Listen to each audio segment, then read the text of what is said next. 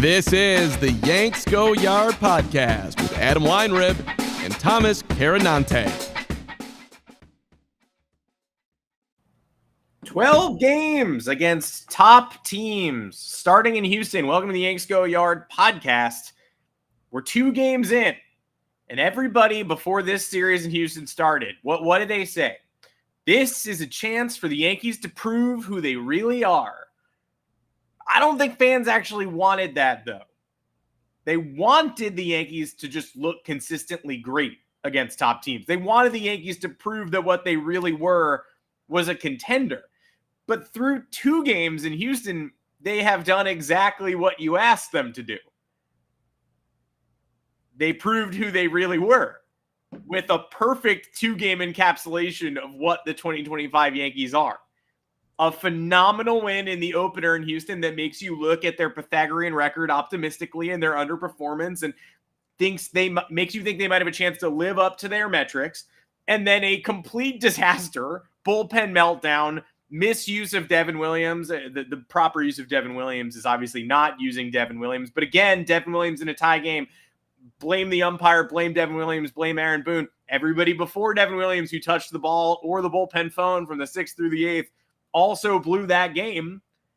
A game like that makes you remember why they are underperforming in the first place. So you wanted them to prove who they really were over the course of these 12 games. They did it in 2. They did it efficiently. They dozed it. If you honestly think this Yankees team can make it through an entire October without getting in their own way, God bless your sweetheart. Not to be condescending, but just like, you think they're going to only do the first thing and not the second thing? You got to hope that by some miracle, they keep the percentages in the pie chart unequal and they give us enough of the first thing to win the World Series and not too many of the second thing. You can't honestly expect they're not going to do the second thing, that there'll be no bullpen meltdown, no heartbreaker, no head scratcher. First of all, Thomas Carrante, welcome to the show. Another game in Houston tonight. Great. Excited about that. Can't wait. I saw all I needed to see, though. Thoughts on the Boston umpire from Boston turning a tie game in the 8th inning into a farce? What do you think? The Dodgers fan, Red Sox shirt guy? Prison, no trial for him. That was – so my whole thing with that is I feel like I'm the first person to complain about the Yankees completely folding like a lawn chair when there's an external factor not going their way. Yeah. Whether it was, a base hit, a single that knocked off of first base and trickled into foul territory. The Anthony Volpe at bat yesterday that kind of turned the whole game for some reason. Yeah. So usually I am like, oh, great. One thing didn't go their way, and now they're going to cry about it, and they're going to spiral, and they're going to lose. The man missed 21 calls, 15 went against the Yankees. His strike zone changed in the 7th inning. It was there for everybody to see if you were watching the game, 1st inning to 9th inning. The broadcast, David Cohn especially, was incensed with how it all went down. He went from from a pitcher's umpire to a hitter's umpire in 1 inning. It took literally no time. And it, of course, was the inning where the Yankees needed to cling on to a 1-run lead. So leading up to that, yes, the Yankees had plenty of scoring opportunities, more Anthony Volpe asset bats that they didn't cash in on. They go 1 for 7 with runners in scoring position. I get it. It was there. But They had scored 4 runs. Stanton homered, Wells homered. Ryan McMahon drove in that run to combat the leadoff homer that Will Warren gave up in the 6th. Mm-hmm. So the Yankees got that insurance run back in the top of the 7th. So you're sitting there and you're like, okay, really not the worst thing in the world. And then the way that this all changed on a dime. I'm not saying that if this Brian Walsh guy was fully at fault. Obviously Aaron Boone's decision-making here was a bit of a problem. Namely, I don't know why you don't walk Yordan Alvarez to face Jose Altuve with Luke Weaver on the mound. There was already a runner in scoring position. If Yordan Alvarez hits a double with 2 outs, the runner from first is scoring anyway, so it literally doesn't matter, and Altuve has been cold.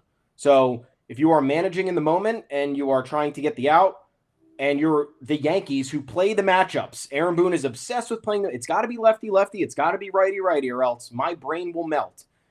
That situation, he lets the righty pitch to the lefty. The lefty takes it the other way. Game tied. You have Ryan McMahon not throwing Yordan Alvarez out at the plate for whatever reason. And I complained about it in that moment. It made the game 4-2. And I said, hey, you're overreacting. It's not really going to matter. They lose the game by 1. Then you go toward the Devin Williams decision. Aaron Boone lets Devin Williams waste away in there for 34 pitches, 17 are strikes. I would say probably 22 should have been strikes if Brian Walsh had a brain. But look, the umpire was fully at fault. He baited Aaron Boone into an ejection.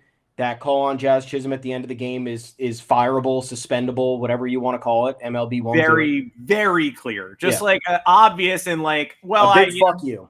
Nothing I do here is going to make that much of a difference. It's 8-4. Oh my God, it's 8-7. Okay, I got to fuck the Yankees one more time. I got to get out of here. It was clearly a response to everything that had went down the inning prior. He said, I'm going to get the last laugh here, and they're not going to be able to do anything about it. Yeah, it was close enough, and when Devin Williams is close enough, Devin Williams was a little bit closer than that. Often, he didn't get the call, and this was a neighborhood play at the plate. I've seen that called a strike before. Not the first time I've seen a pitch in that area called strike 3. No, not at all. But to end the game after you just squeezed Devin the inning prior, Devin Williams not blameless. Aaron Boone not blameless for bringing Devin Williams into a tie game. The relievers who preceded Devin Williams, again, it's a 4-1 game in the bottom of the 6th. Will Warren faltered. Fernando Cruz faltered. The Yankees handed over almost every run that was scored in this baseball game. If Cruz doesn't wild pitch that runner to third, he never scores. Because then the grounder, he's on second. And then the next play is just an out. It's a fly out or whatnot. That run does not score. Will Warren, I think the home run, fine. You got to keep him in. He's at 65 pitches. You keep him into the 6th. I don't have a problem with pulling him when they did, but that's the run that scored because the ball clanged off Jazz's glove. That was hard. Of course it was, but there's a world where that run doesn't score. Yeah. I'm not saying that play is an encapsulation of the Yankee season, but a run that's semi-earned, and then a home run, and then the Cruz run shouldn't have scored, and then the Weaver run probably shouldn't have scored. Yordan with the 2-out single, don't walk the guy right before him. And then Devin Williams, quite frankly, didn't earn a good majority of those walks that he allowed. A lot of people at fault. The Yankees gave a lot of runs away in a situation where they could not afford to do so. But that does not make, again, have a bad strike zone. Just like if you have a bad, consistent strike zone and both pitchers roll their eyes at it, then that's one variety of umpiring. But, and I don't care that he wore a Red Sox t-shirt. I don't care that he grew up a Dodgers fan. I just ask that if you're a Dodgers fan or a Red Sox t-shirt wearer, that you umpire a fair game. You do the job you were hired to fairly. And I also ask that if you're not going to do it fairly, if you're going to do a tilted job of your one job, then delete the pictures of you in a Red Sox shirt from your personal Facebook profile. Why do you have Facebook, dude? Why do you have Facebook? Why do you keep updating your why didn't you nuke your Facebook when you became a public figure and an umpire and a guy who factors into impartial sporting events? And then, again, the Yankees did a lot to blow this game before he put his hands all over it. But the strike zone completely changed. It tightened. He got played by the Astros home crowd as their intensity rose. His plate shrank. And then he baited Aaron Boone into an ejection by staring him down. And when Camilo Doval came in, Austin Wells revealed that he had a malfunctioning pitch comm and he didn't have access to Spanish language pitch comm. And the umpire, instead of being understanding and trying to fix this, was annoyed and tried to bully Wells and Doval and say, oh, you're lucky I only charged you with a balk. I should have given you a violation. You guys are lucky. Okay, big boy. All right, big man. Yeah. And then he took it out on Jazz at the end of the game one more time, deciding, okay, I thought I already put my stamp on this one, and everybody's going to leave this game remembering Brian Walsh, the legendary Boston umpire, the star of Cheers. But he was like, oh, now it's 8-7. He panicked a little bit. Like, oh, God, I have to, man, if I don't do something soon, the Yankees might have a rally in their bones. Then I have to umpire a little bit more. So I might as well call Jazz out here and really set this in motion. Jazz tweeted SMD at a Toronto troll. after the game, and a couple of people raised their eyebrows at that. You shouldn't have done that. No, he should have done that. Totally fine to do that. People like this Toronto troll shouldn't have the free, unfettered access to players that they have. Yeah. They shouldn't be allowed to message players at all hours of the evening and tell them that their on-field behavior was an over or under reaction. They shouldn't be able to get in their DMs and intimidate them and yell at them. And then this Toronto troll, weak-minded man, protected his tweets afterwards. So you can't read his tweets anymore. Classic example of forgetting that everything you do is public. Like, oh, I could just yell at Jazz. He's not going to read this. Jazz reads it and posts. The guy's like, oh, shit, no. Then he went private because he got scared and forgot that people, read the mean things that you say to them. So I got no issue with the way Jazz acted. I can't blame the umpire for the Yankees' loss, but he's a bad umpire. Shouldn't be umpiring any more games. I think the Toronto troll, it's a classic example of the entitlement of fans. Like, we write critical stuff. We don't hide behind our picture. We don't block our account. Yeah. It is what it is. Like, if Anthony Volpe wanted to come after me and yell at me or whatever, I wouldn't be thrilled if he showed up in my inbox. Well, we're not DMing Anthony Volpe. We're not. No, but if he wanted to talk, like, all right, great. The lines of communication are open. We're also not attacking these players personally in the same way that all online trolls are just like, you're a moron, sit down, Jazz. Like, sorry, you got cucked by the umpire. And he decides to tell one of them to, do something vulgar, do something a little vulgar. And then that guy's like, oh, no, he read my thing. That was mean. Like, sorry, stand by it. I fully support it, man. This is like, first of all, it was a highly contentious game against a rival. So if there's any point in time where emotions are going to run high, it should be this, right? Like, this was a random game against the Pirates. I'd say, all right, could probably pump the brakes here, but that was a game the Yankees felt like they had. Again, like, Will Warren at 60 pitches through 5 innings. Come on, man. Like, why are you all of a sudden serving up meatballs? Why are you all of a sudden serving up hard contact? Why are you forcing the team to go to the bullpen without getting it out in the 6th? Like, it's just, this is the stuff that we're concerned about. So you look at how the game was cruising for the Yankees, and Warren immediately loses his stuff, and then Aaron Boone immediately has to go to high-leverage bullpen options. Then you look at how the umpiring just went downhill out of nowhere with nobody expecting it, and then the game gets close because Cody Bellinger hits a 3-run homer to bring it within 1 in the 9th, and then it's game back on, and then the rug is ripped out from under you. And again, the crowd was in it. The Houston crowd was raucous. They were loud. Every crack of the bat, every strike that was thrown, like, you heard that on TV from sitting at home. So I hard for me to fault. Could an argument be had that Jazz being on his phone 15 minutes after a loss to tell a fan to SSD is a little bit much? Sure, I think there's an argument for that, but fuck the fan, dude. Calling out, like, quote tweeting a video of him and then telling him how to act, like, get out of here, man.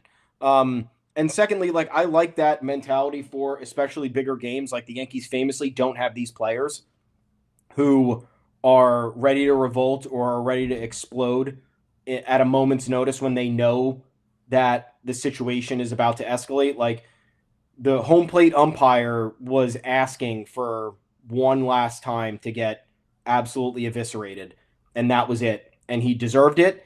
And the fact that Jazz had no consequence after the game because the game had ended, I would have done the same thing. I'd be screaming in his face. I would have thrown my bat in the air. I would have punted my helmet. There's no doubt about it. He worked the count.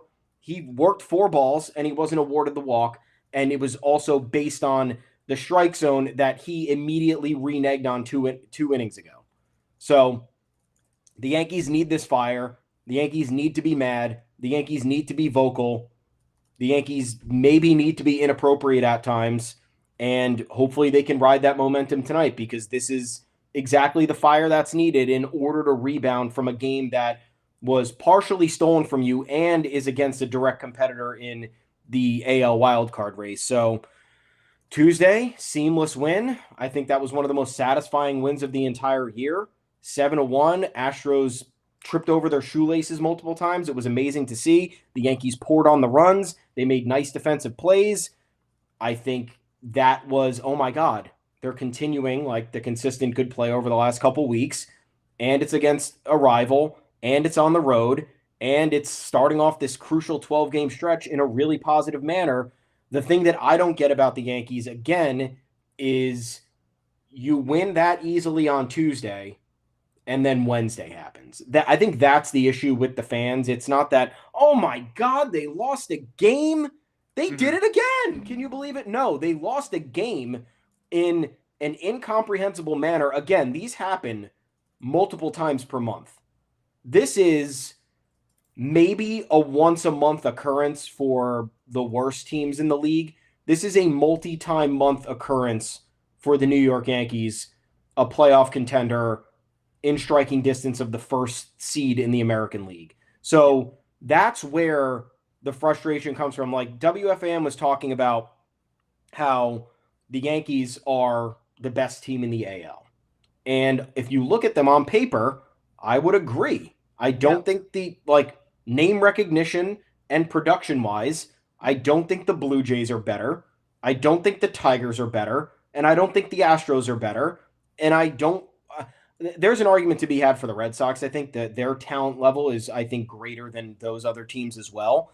But I mean, we're not talking about the rosters on paper. We're talking about the results. And none of these other contending teams do what the Yankees do. I understand we have not watched 130 Blue Jays games. We have not watched 130 Tigers games. But are those teams getting dragged through the mud on social media when they melt down on a random Thursday night in August?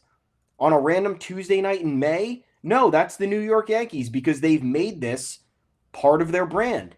And they don't care that the same losses that will ruin you in the postseason happen on a regular basis during the regular season. I was shocked last year that Game 3 loss in the ALCS against the Guardians didn't completely derail the series and take it to 6 or 7 games. I was fully convinced that was going to happen. Yeah. It ended up screwing them in the World Series because they had 3 meltdowns there that ended the series in 5 games. Oh, and it was an AL Central team too. Yeah. So the Yankees had the mental and historical advantage over the Guardians. So making a mistake like that probably wasn't as impactful in the ALCS, but you did it against the Dodgers, who had a more talented roster and the mental fortitude to get through it because they've been to the World Series a ton since 2017. And you know, I don't know. I'm still trying to figure out, again, like you said at the beginning, if you think that what the Yankees did on Tuesday is like an easily replicable blueprint for them in terms of going on a streak or beating contending teams, and I just don't know what you've been watching because they just gave it all back on Wednesday. And yes, they gave it all back and they had no help from the umpire who completely screwed them, but that's also part of the narrative. When they have something that doesn't go their way, they let everything else fall out of control. And that's where we say, how is that a mentally strong team? How is that a prepared team? How is that a team that's able to tune out the noise? The Yankees talk all the time.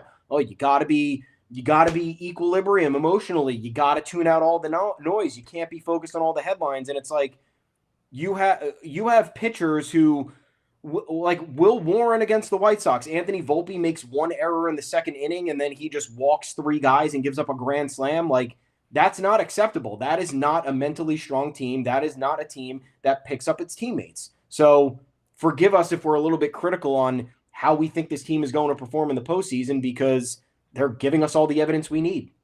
The Yankees absolutely dominated the Astros in Houston for 14 consecutive innings to start this game. It's series. You know, the first 2 games in the series. Dominated. Ran them over in the opener. Everything you wanted to see, you saw. You're like, all right, well, they're not going to sweep this series, right? So the most likely outcome is they lose one of the next 2 games at least, maybe both. And the second game starts and you're prepared to see something you don't like. And instead you see more dominance from Will Warren and Austin, and they're up 1-0. Okay, I can't trust 1-0. You know, that's not really an edge. Austin Wells homers, they're up 3-0. Will Warren responds with a clean bottom of the 4th. And you're like, this is going way too well. They are pummeling the team that has made mincemeat of them way too often in way too many important appearances in the postseason.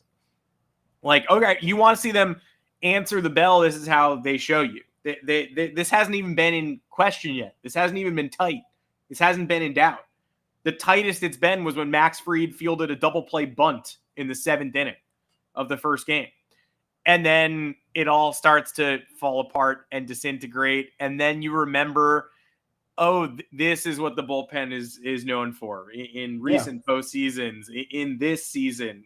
And there is a chance, again, like if you want to believe in a miracle, that the good outweighs the bad in a postseason run. But there is no chance that the bad doesn't happen, because that's what the Yankees franchise has done since Aaron Boone took over. Before, I mean, I would go back to the Core Four's final ride, 2009. That was a team really well set up to perform in the 2010, 2011, and 2012 postseasons, and they met horrible fates in all 3 of those postseasons. One title out of that group with future Congressman Mark Teixeira and CC Sabathia and AJ Burnett and Nick Swisher. Like, I don't know. They had 4 playoff runs there. I think the ceiling is at least 2 titles, and they didn't reach it. So I would say playoff failures date back to previous eras. Certainly 2003, 4, 5, 6, 7. Plenty of playoff failures there in that DNA.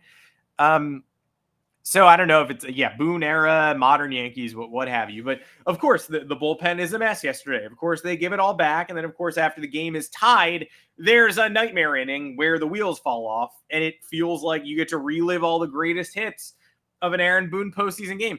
There is a vintage Aaron Boone postseason game.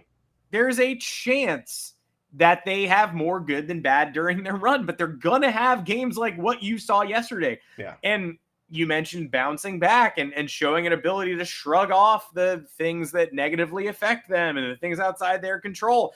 Yeah, they have a chance tonight. You want to win a series on the road, and you avoided getting swept. You're not getting swept. You won a game. It was a huge win. It's a notable one. You're going to frame a lot of the progress you made in that game. Jazz was great in that game. They had complete control of that game. Max Fried was incredible in that game. He seems to have overcome whatever issues he was facing. A lot of wins. Austin Wells is back coming around. There's a win. Cool. You can emphatically win the 3rd game of this series. You can put this narrative to bed. You can shake off the loss. Anybody on earth would take 2 out of 3 wins in this series for the New York Yankees. You would say if they won tonight, great theater. Dominated in the opener, lost a tough one in the middle, bounced back, resilient. However they win tonight in this hypothetical. If they win the series, nobody is poo-pooing that. Great job. Kind of gave one away, stomped on him once, and who knows what this 3rd one is like. Yeah. Is anybody betting on that? Is anybody betting on a strong response tonight? A fervent response from a group that has been tested plenty this year and usually comes up on the other end of those tests? Like, you want to show me something, you can show me that. You can show that you channeled the anger you felt last night into a resounding victory in the 3rd game. You can get what you're owed. They've played better for 2/3 of the first 2 games.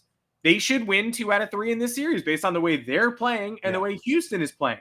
But they gave a bunch of runs away yesterday. They let Houston out of the coffin, and they let the umpires dictate the end of the game.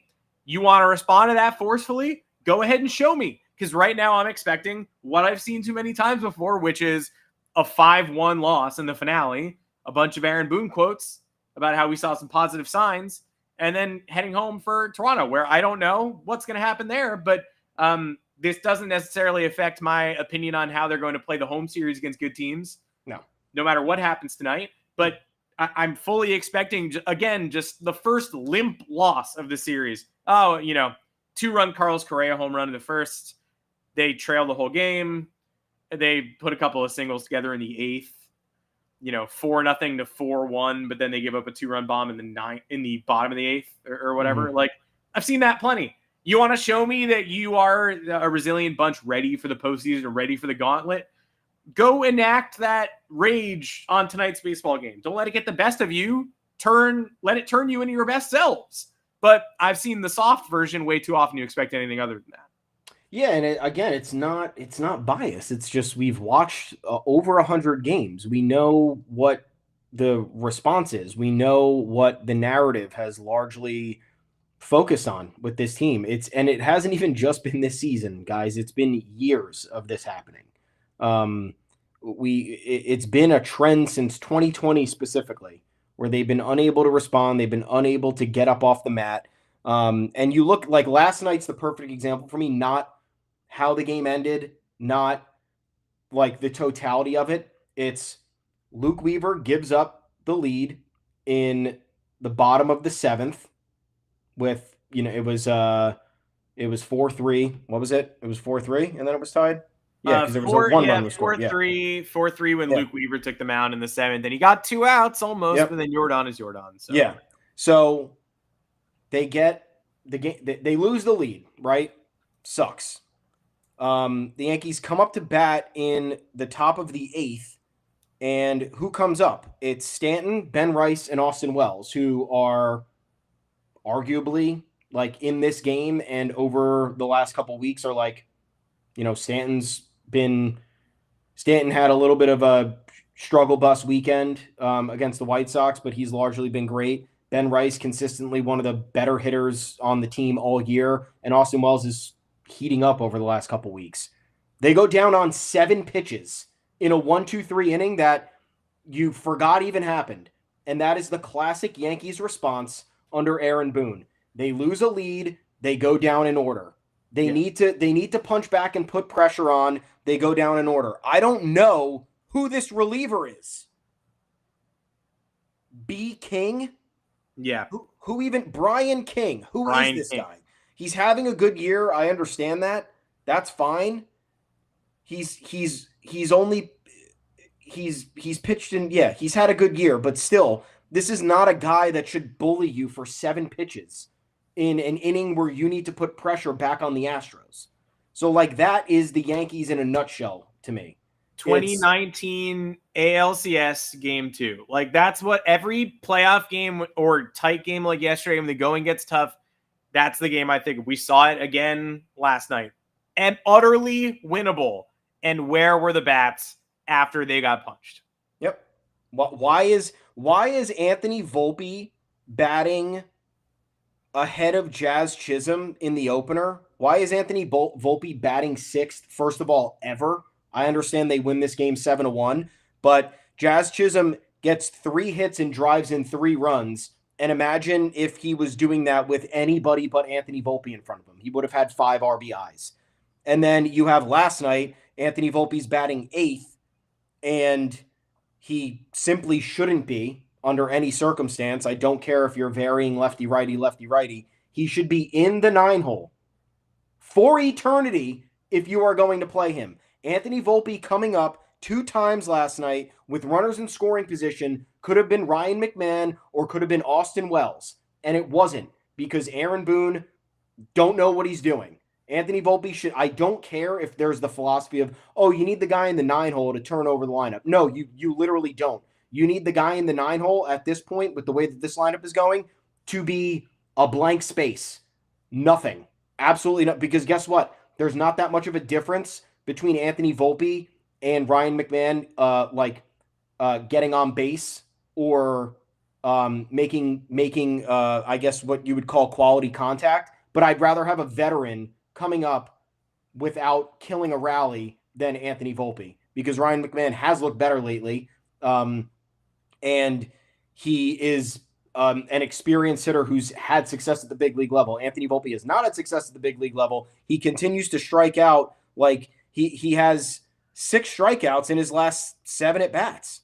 4 strikeouts in his last 7 at-bats. So I don't know why he's moving out of the 9-hole under any circumstance. And that's something that Aaron Boone will have to explain someday, but he will never be clear about it. Yeah, I'm sorry, 10 strikeouts in his last 7 at-bats somehow. 2019 ALCS Game 2. It's just the gold standard. It's what we, and the 2019 team was the Boone team that I liked the most. Yeah. I liked that team. I liked that team a lot. They were shorthanded at the end. They lost Giancarlo Stanton in the ALCS. Never forget. They had to face Garrett Cole at home at a game that started at, I believe the umpires checked exactly when the sun was due to set. And they were like, let's start it an hour before that. Let's do it. It was 3:42 p.m. in the Bronx. I don't know what the hell that was. Again, great teams overcome that, but they had a lack of personnel. They couldn't do it.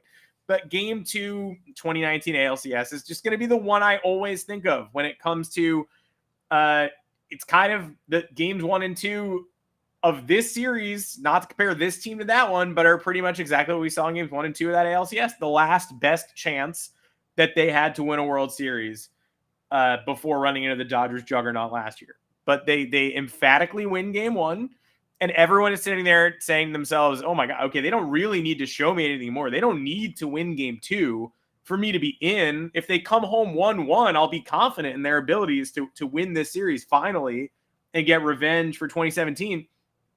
The only thing you can't do is have a devastating, twist of the knife or blow a lot of opportunities or leave thinking, oof, we really got deflated on that one. And of course, that's exactly what they did last night. Thank goodness this is not a playoff series. It's just a random prove it series. And like I said, they already proved it. We pretty much know what they are at this point. And that playoff game was a great opportunity. And a lot of people will say the last time they felt great about this era was when Aaron Judge hit the 2-run home run to turn a 1-0 deficit into a 2-1 lead. George Springer goes nuclear off Adam Ottavino. And then from that point forward, you have the 6th, 7th, 8th, 9th, 10th, and 11th innings. You have so many innings to make a statement, to do what you did the day before. You already did it. You took apart the middle of the Astros bullpen. Like, you faced down with the best the Astros have to offer. You got to the meaty middle. Tanaka dominated, and you dominated on his behalf. So all you have to do is a couple of rallies and just be unpredictable. Do something where we don't know the outcome, where if you put somebody on base, we're already dreading that you're going to strand them. Or just do something unexpected. This is a team that hits home runs, somebody homer, right? The Astros bullpen in that game, Verlander goes 6 2/3. There are some jams. They ran out of one. Brett Gardner got thrown out at the plate. I believe that was that game. But the Astros bullpen, Will Harris, 2/3, no-hit innings. Roberto Osuna, great. Inning in 2/3, perfect. Joe Smith, inning in 2/3, 1 walk. Josh James got average. They just never really threatened. Look at this efficiency too. Roberto Osuna, 1 2/3, 21 pitches. Joe Smith, 1 2/3, 18 pitches. Were you even trying? And the Yankees are throwing up no-hit innings out of their bullpen at this point to match. Tommy Kahnle went 2 1/3 no-hit innings in this game. Britton a no-hit inning. Aroldis Chapman a no-hit inning with 3 Ks. CeCe came in. Jonathan Loaiza came in, did nothing. Walked 2 guys and retired no batters. Yeah. But then it got to the point where, all right, last line of defense, Jay Happ, and the game is over. But Jay Happ didn't lose that game. Devin Williams didn't lose last night's game. No. It was everyone who touched the ball or the decision-making bullpen phone in the interim. Aaron Boone pressed 8 correct bullpen buttons in a row in 2019 ALCS Game 2. The offense did not deliver. Can't absolve the offense for yesterday either. All it takes is one rally. Regroup what they did against Emmanuel Clase in the ALCS last year. Replicate that. That was incredible. Distill that. Bottle it. Doesn't even have to be to that degree either. Can I see it again? Can I see the game get tied and then the next inning the Yankees produce a run or two? Yeah. Once. Here's where the last I'll say of this is, again, Tuesday, you get 7 innings out of Max Fried. You have Paul Blackburn eat the last 2 innings to not matter. You set your bullpen up perfectly for the next 4 days. What do you do on Wednesday? Now it's ruined. Now the bullpen is fully ruined. You can't throw Luke Weaver tonight. You can't throw, not that you wanted to, but you can't throw Devin Williams tonight. Oh, no. Yeah, whoops. But, now you decimated the bullpen, and you completely took guys off track. There were 0 efficient innings out of all of that. And I understand it's not – that's more of a Yankees cohesion thing, right? Where it's can somebody in the bullpen step up? There's literally 5 of you. 5 of you were asked to do something. All of you failed. A ridiculous set of cascading events where it's is this a team? Does anybody want to pick anybody else up? How, the same thing with the lineup. The entire lineup is going to go quiet and not even threaten for how many innings it was. They scored in the second inning, and then they scored in the second inning and the 4th and the 6th, And then in between, there was just absolutely no action at all. So it was just these random spurts. They were 2 homers, which was great. And then they finally threatened, and Anthony Volpe gives you the worst at bat you've ever seen with runners on second and third.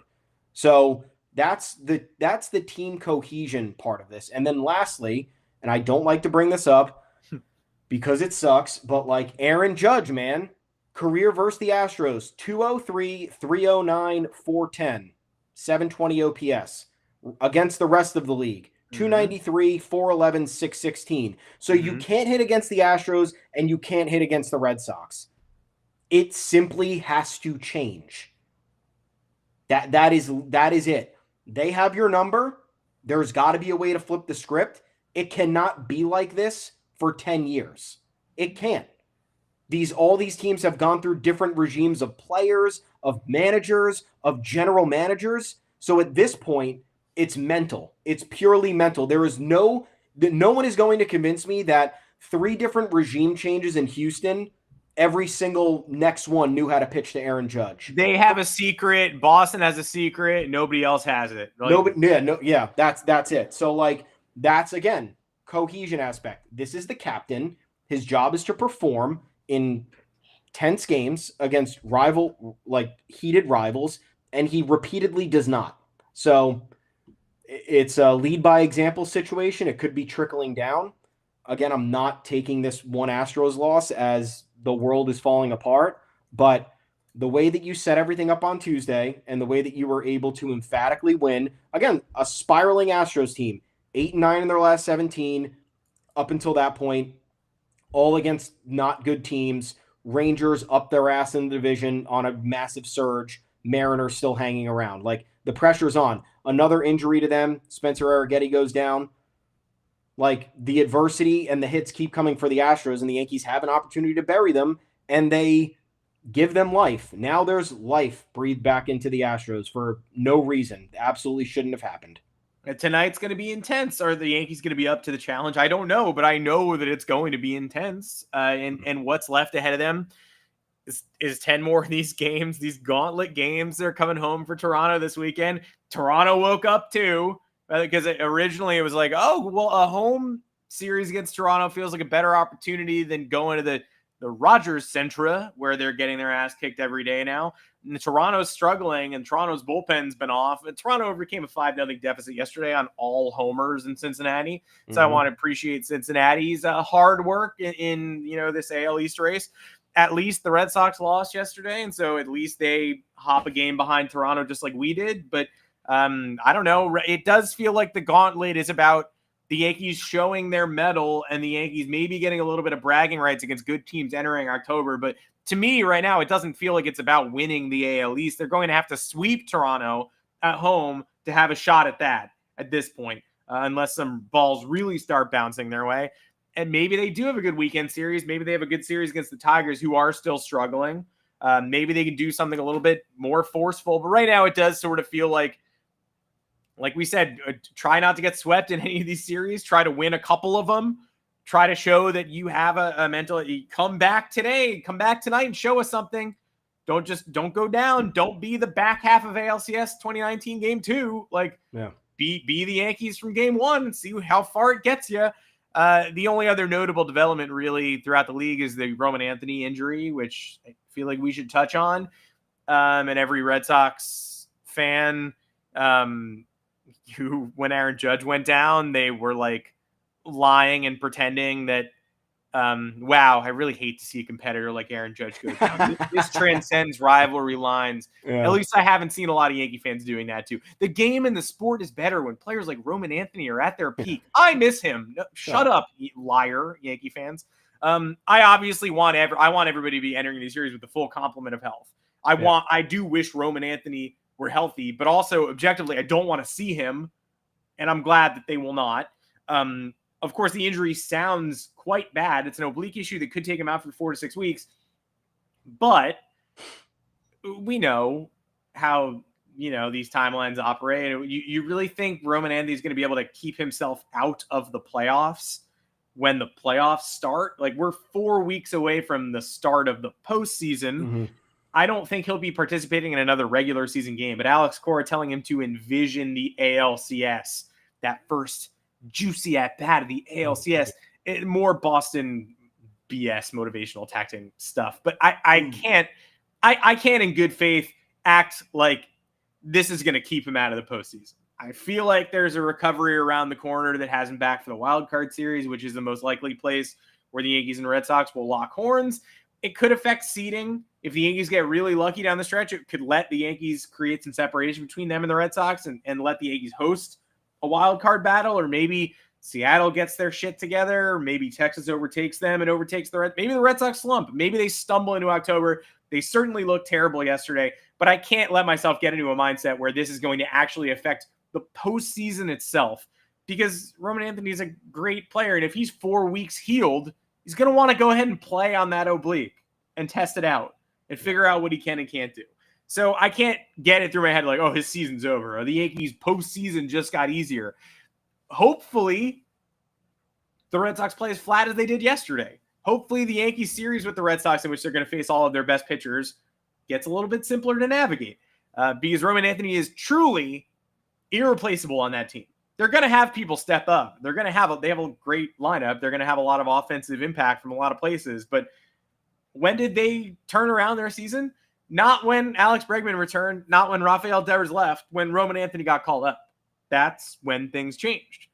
He basically is one of the top 10 OBP hitters in baseball at this point as a 21-year-old. He's an incredible baseball player. So I wish he were healthy. I don't wish ill on any of these people, but I don't wish he were back now because I want to face the Red Sox at full strength. No, I want the New York Yankees, the team that I root for, to have some sort of advantage. So I hope they take advantage of it. I hope the Red Sox continue to struggle. The Red Sox have been dealt a really tough hand here objectively, and we'll see if it actually affects them. Yeah, man, this is tough for Red Sox fans. I understand how devastating this must be. I don't have it in me to be snarky and be like, suck it up. You should be pumped that your player got hurt. No, it's horrible for the Red Sox. But I definitely am not going to pop on social media and send Roman Anthony a personal note. Like people send, I hate this. Here I go again. I don't understand this. The only thing the Red Sox have going for them from an objective perspective, like national fans of different teams, a Royals fan, a Giants fan, is that they're not the Yankees. Because other than that, they do everything that you hate about the Yankees. They have 4 championships in 20 years. They don't share the wealth. They have the Celtics and Bruins and Patriots. It's the winningest sports city in America for 25 years. The Red Sox don't need any more from the lowlier team, Brewers fans, Guardians fans.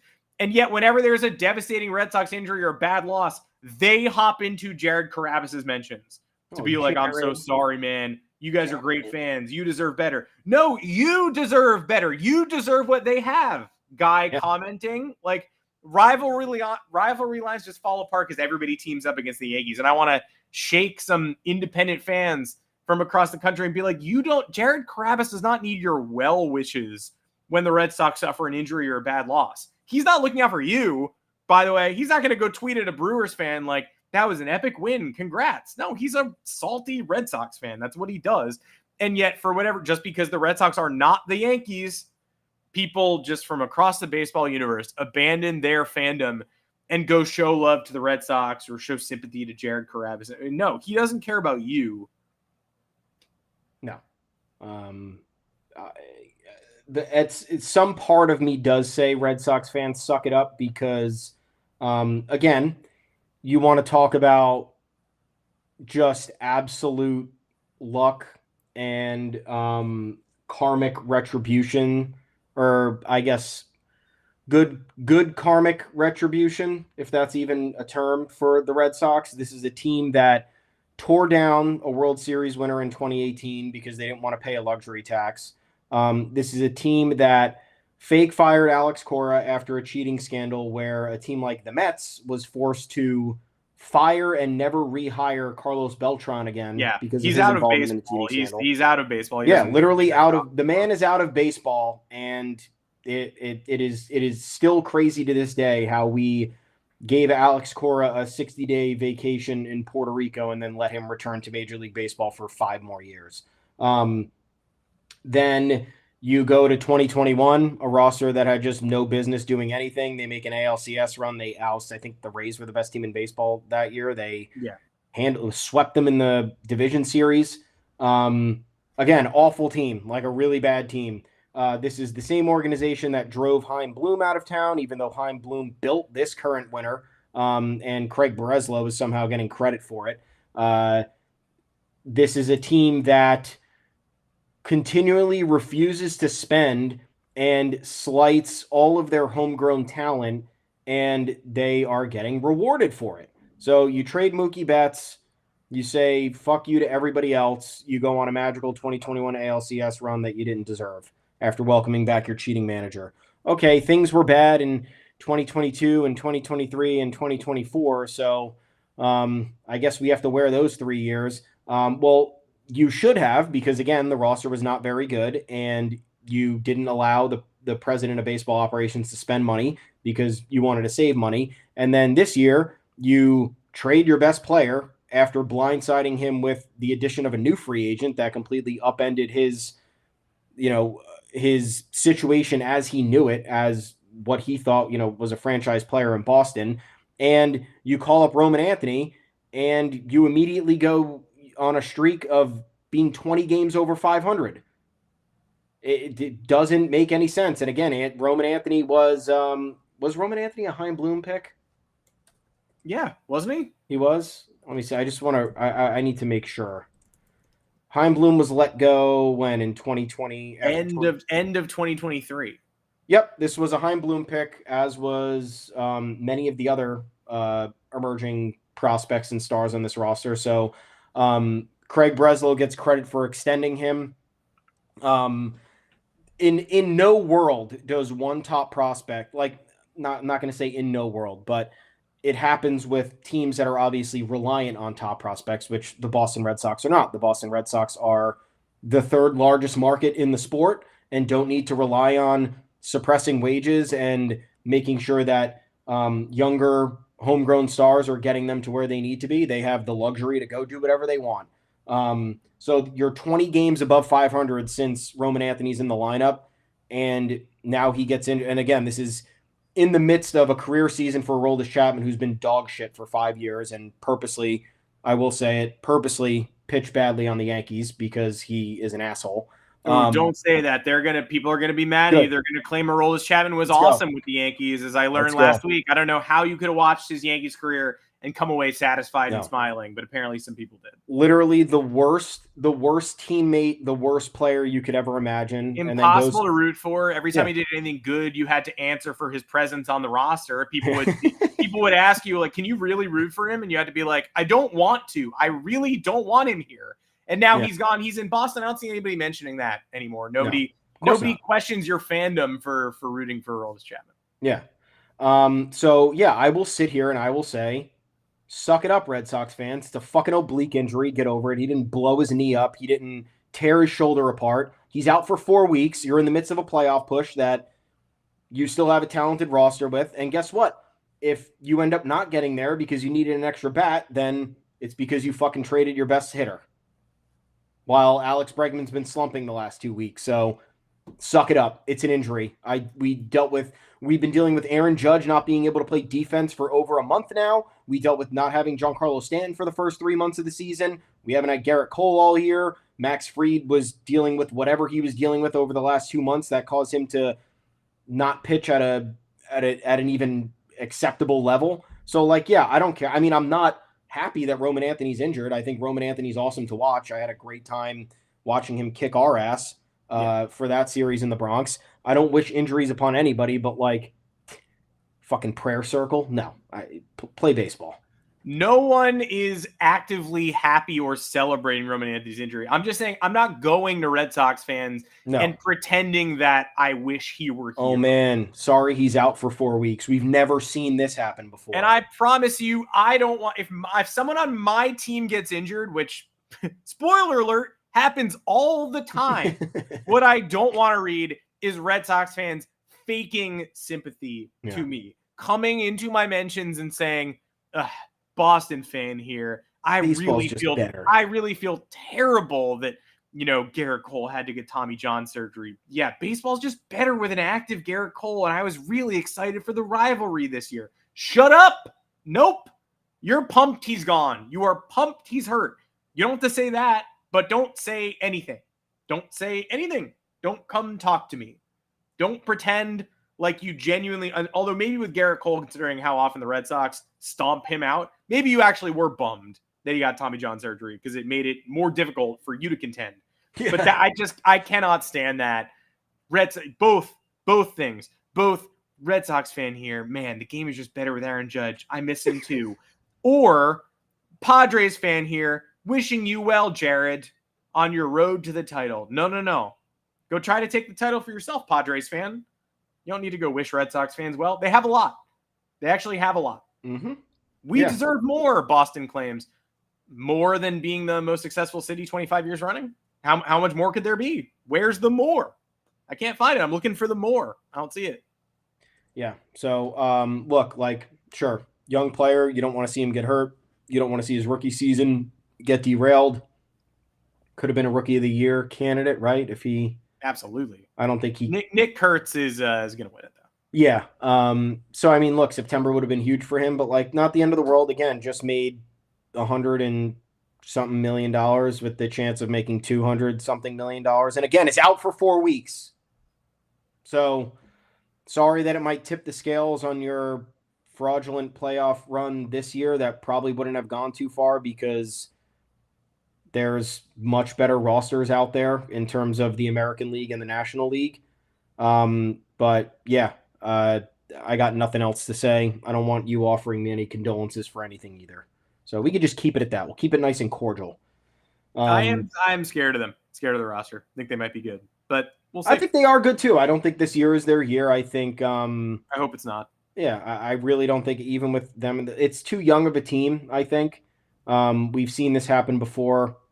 I think that they're well set up for obviously the next decade. Next year very much seems like it's more up their alley. They don't have enough pitching, in my opinion, at this point. I just they have some off-season stuff that they have to figure out in terms of clearing some space on this roster and really getting to where they need to be. Extremely talented roster. I think they have surpluses in areas that they don't necessarily need right now, and it's not entirely conducive for a playoff run. So, we'll see. I think, again, it all comes down to the Yankees responding to this. So are the Yankees going to take advantage of the Red Sox missing their lightning bolt over the final month of the season? Or are they going to figure out a new way for the Red Sox to unlock something else against them and use it against them? That's really where I'm at with all of it. I suspect the Red Sox will generally be fine. Again, they have a lot of depth here, especially in the outfield. That's where their claim to fame is. So it's not the end of the world for them.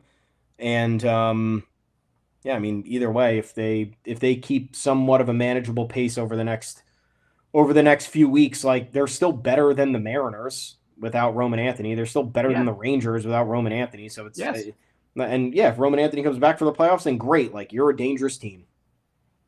You are. Yep. Changes things a little bit. Not enough, in my opinion. And I think they're solidified enough in the playoff race where they can definitely, I don't know if you can close your eyes and envision the first step out of the ALCS, but I think they can definitely envision a postseason, and then they'll see what happens from there. But maybe it gives the Yankees a little bit more of a chance to hold their own in Boston at the end of this gauntlet. Maybe it doesn't. Maybe it doesn't at all. Maybe Nate Eaton goes 3 for 4 on Sunday Night Baseball, and the Yankees look embarrassing yet again. All we can do is take it one game at a time, and that one game tonight that we have in front of us is in Houston again, but it's the final one until a potential postseason matchup. Thank goodness. Don't want to be here any longer. Don't care that they just won 8 straight here over the course of 3 years. That was great. They're now on a 1-game losing streak, and that loss is really bad. And so now it's on them to right the ship. 8-1 sounds great, but it's 0-1. It's 0-1. So try to go 2-1 in this series. Yeah. Try to make a statement tonight. Try to come home and do some work against the Toronto Blue Jays. Try to up your seeding or improve your standing or be a better version of yourself entering the playoffs. All you can do at this point. I'm Adam Weinrib. You can find me on Twitter at Adam Weinrib. Thomas Carrante, where can the people find you if they want to respond to your Roman Anthony comments. Yes, at Tommy's_takes. Everything is welcome. Happy to respond. We can both be found at the official Yanks Go Yard account at Yanks Go Yard FS. Head on over to yanksgoyard.com. That's where all the content is. We're writing a ton of stuff for you guys down the stretch. A lot of things going on that you might not be aware of. League-wide, connecting the dots here for the Yanks. Don't forget to like and subscribe to the YouTube channel as well. That's how you'll know we're going live and when. Usually it's Monday and Thursday, but down the stretch, things could change. Playoffs, things will change. Off-season, going to be a doozy. All I ask for the Yankees is this. Just a few more games like Tuesday. Convincing wins, coast-to-coast wins, capitalizing on opponents' mistakes, limiting your own mistakes. That's really where I'm at. I don't need that every week. I don't need that every series. Just need it more than this. And I feel like we get way more of this than we do of that, and that is not a formula for a winning team. The Yankees, I think, will partially tilt me if they can respond emphatically tonight. And I think part of that will be because they were able to channel their anger properly from Wednesday night. It all remains to be seen, though. It's Carlos Rodon in a big game. We're going to see how it goes. Rooting for you, Los. Been pitching well lately. Let's keep it going, man. Rooting for you, Los, for sure. Where's the home plate umpire from last night, too? Where's he rotating to? Federal jail, or is he going to be perfect? Transferring him to prison. He's going to be down out, the Yes Network like lineup of the umpires. Let's go around the diamond. And last night's home plate umpire, looks like he's behind bars. Then Nestor Rehack at second base. Yeah, I don't know. Hope to not see him tonight, but obviously we will. And we'll see everybody here next Monday afternoon, 2:00 Eastern time, either on YouTube or on your favorite podcast platform. In the aftermath, we're available at any and all of them. Until next time, I am Adam Weinrib, again, for Thomas Carrante. Take care, everybody. We'll see you on the